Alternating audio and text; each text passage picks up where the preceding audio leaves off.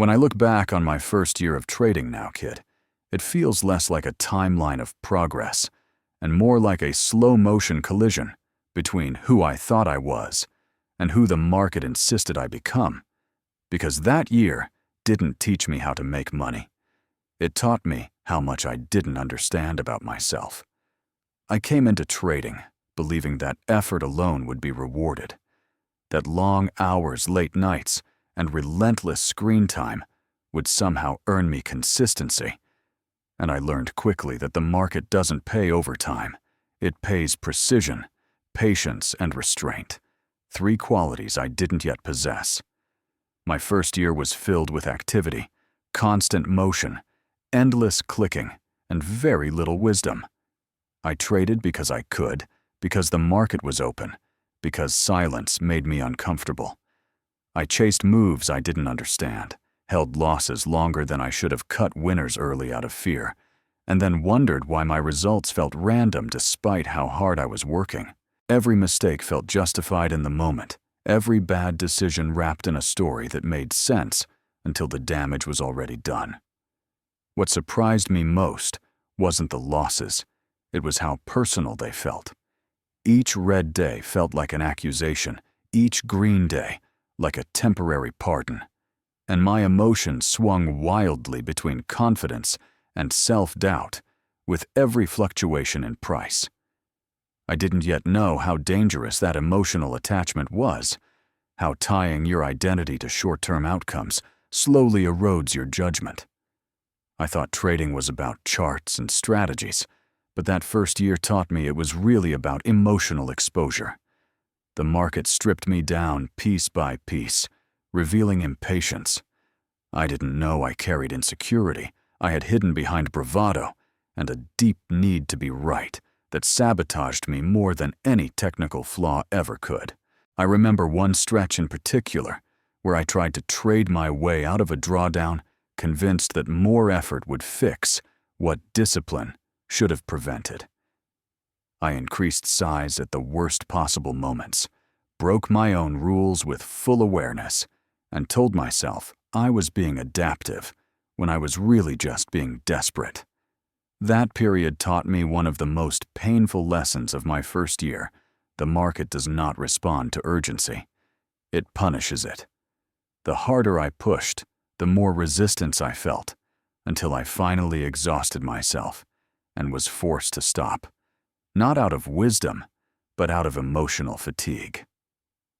That pause, unplanned and uncomfortable, was the first time I truly reflected on what I was doing, instead of what I hoped would happen. And in that reflection, I saw a pattern that scared me. I wasn't trading a system, I was trading my emotions. Fear, greed, boredom, pride, each one took turns behind the wheel, and my so-called strategy was nothing more than a passenger. My first year also taught me that learning is not linear. There were weeks where everything clicked, where price made sense, and my execution felt clean, and I thought I had finally figured it out. Those weeks were often followed by months of confusion that wiped away that confidence entirely. The market has a way of humbling you right after you start feeling comfortable, and comfort, I learned, is a warning sign in disguise. I studied endlessly that first year. Books, charts, forums, videos, absorbing information faster than I could apply it, mistaking knowledge accumulation for skill development. What I didn't understand then was that skill only forms under pressure, and pressure reveals flaws faster than study ever will. I also learned that time in the market is not the same as experience. You can trade every day for a year and still repeat the same mistake 100 times if you're not willing to slow down and examine your behavior honestly. That year forced me to confront the gap between intention and execution, between knowing what I should do and actually doing it when money and emotion were on the line. Perhaps the hardest lesson was realizing how lonely trading really is. There's no shared responsibility, no one to blame when things go wrong, no external validation when you do things right. Wins felt strangely empty, losses unbearably heavy. I learned that solitude amplifies emotion, and without structure, that solitude can become dangerous. Slowly, through frustration and repetition, I began to understand that progress in trading is often invisible while it's happening. The first year didn't end with a breakthrough or a dramatic turnaround. It ended quietly with my account roughly where it started and my confidence thoroughly dismantled. And yet beneath that surface-level disappointment, something had shifted. I was less reactive. I hesitated before trades instead of rushing in. I questioned my motives. I began to respect risk in ways I hadn't before. I didn't see it clearly at the time, but that year had done its work. It had stripped away fantasy and replaced it with realism.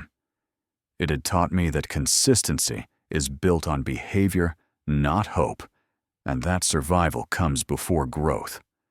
When the calendar turned and my first year officially ended, I didn't feel accomplished, but I felt grounded. I understood that trading wasn't something you conquer in a year, or even several. It was something you submit to, something that reshapes you slowly if you stay long enough and pay attention.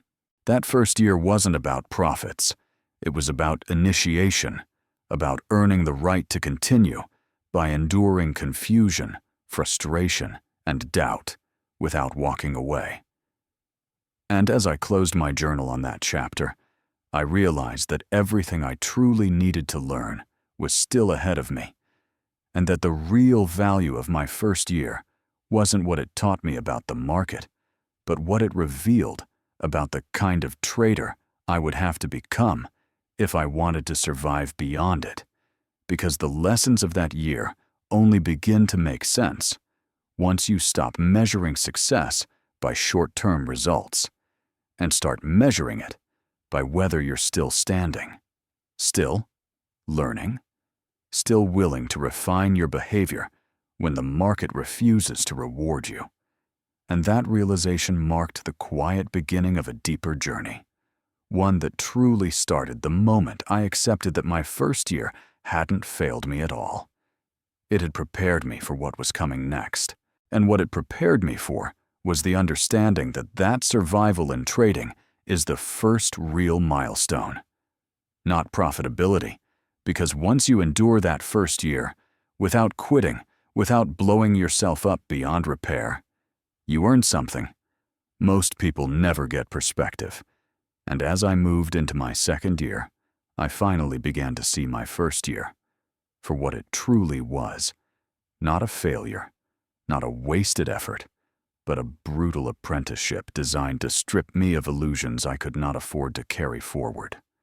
I stopped expecting the market to reward my effort and started respecting it for what it was, an environment that responds only to behavior, not intention. The noise that once overwhelmed me began to fade, replaced by a quieter awareness of when I was trading for the right reasons and when I was simply trying to escape discomfort.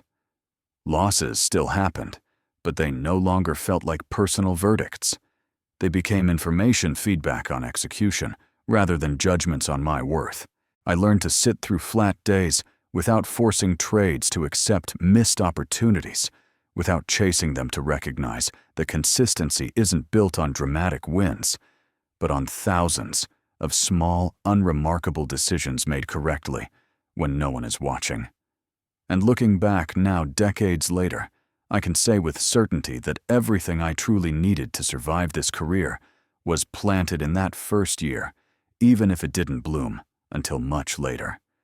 The patience, the humility, the respect for risk, the awareness of my own emotional traps, all of it was forged in that uncomfortable stretch where progress felt invisible and confidence felt fragile. That's the part. No one celebrates the part you don't see in highlight reels or success stories, but it's the part that determines whether you last long enough to ever have a story worth telling. So if you're at the end of your first year and you feel bruised, confused, or disappointed, understand this. You're right where you're supposed to be. The market isn't done with you yet. It's still shaping you, still testing whether you're willing to learn, instead of demand to adapt, instead of insist to endure, instead of impress. Because the traders who make it aren't the ones who shine early. They're the ones who survive long enough for clarity to replace chaos. And if this reflection resonated with you, if it mirrored your own first-year experience in front of the screen, take a moment to leave a comment with your thoughts. And don't forget to subscribe, so I can keep sharing the lessons the market spent a lifetime teaching me.